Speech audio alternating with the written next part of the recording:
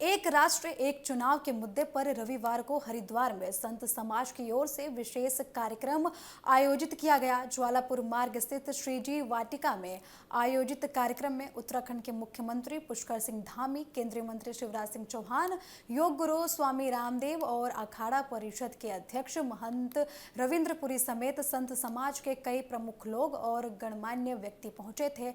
आपको बता दें कि कार्यक्रम में एक साथ चुनाव कराने की व्यवस्था को लेकर चर्चा की गई और इस पर विचार विमर्श भी किया गया।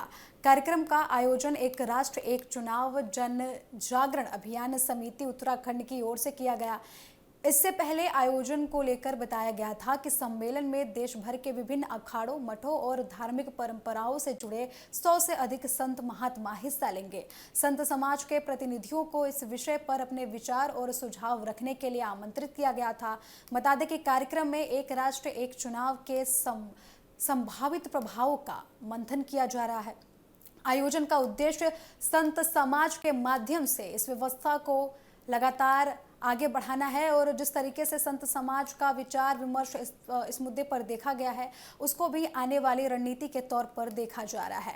आपको बता दें कि आम लोगों के बीच इसके संबंध में जागरूकता बढ़ाने की भी बात कही गई। सम्मेलन में देश की लोकतांत्रिक व्यवस्था को अधिक प्रभावी, सुशासित और जनहितकारी बनाने के दृष्टिकोण से भी एक साथ चुनाव कराने की संभावनाओं पर चर्चा हो रहा है।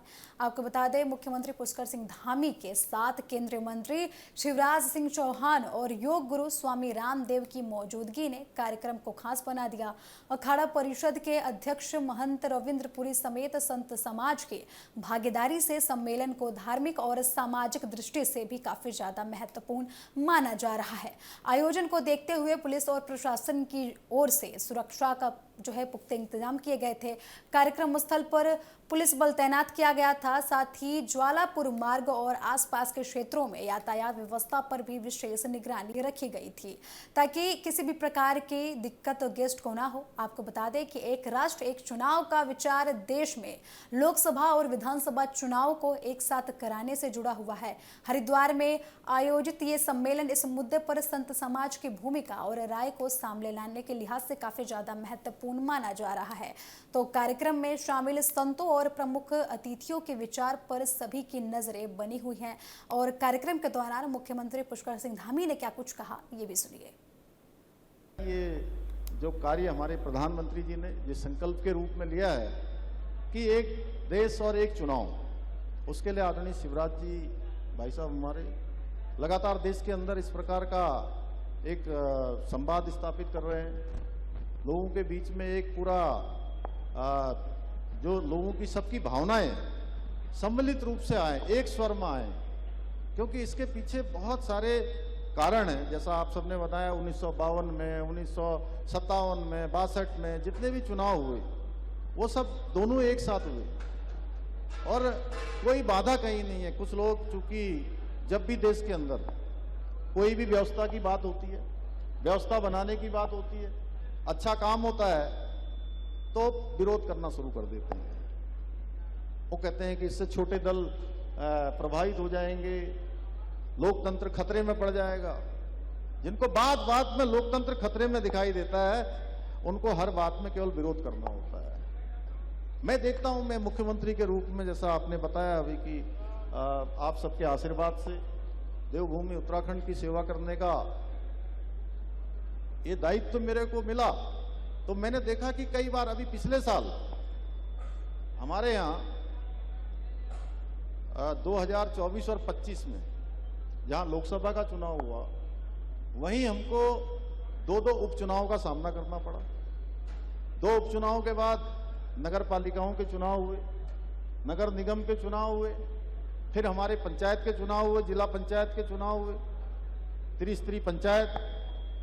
तो जितना पैसा हमने अपने कैपिटल एक्सपेंडिचर के लिए, निर्माण कार्यों के लिए रखा हुआ था, वो पूरा खर्च ही नहीं हो पाया।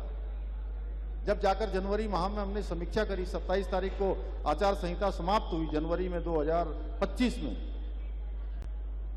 तो महाराज जी केवल 60% पैसा खर्च हुआ, क्योंकि बार बार आचार संहिता लग रही थी, एक एक महीने की आचार संहिता लग रही है, सारे सरकारी काम बंद हो जा रहे हैं, सारे जो हमारे सरकारी कर्मचारी थे वो चुनाव की व्यवस्थाओं में लग जाते हैं, पुलिस वहां लग जाती है। जितने राज्यों में चुनाव होते हैं, हम लोग भी पार्टी के कार्यकर्ता हैं, पार्टी के कार्यकर्ता के नाते कभी वहां राज्य में चुनाव हो रहा है, कभी यहाँ हो रहा है, मैं भी जाता हूं, हमारे मंत्रीगण भी जाते हैं, हमारे विधायक भी जाते हैं, पार्टी के पदाधिकारी भी जाते हैं। पूरा समय इसमें खर्च होता है, व्यवहारिक रूप से मैं कहूँ तो। इसलिए मुझे लगता है कि आप सब आज यहाँ देवभूमि में मां गंगा के पावन आशीर्वाद से ये काम हमारा जल्दी ही पूरा होगा, क्योंकि आज आप लोगों ने ये हुंकार भर दिया है और जब साधु संत किसी चीज के लिए तैयार हो जाते हैं तो वो काम हो जाता है। तो मैं एक बार फिर से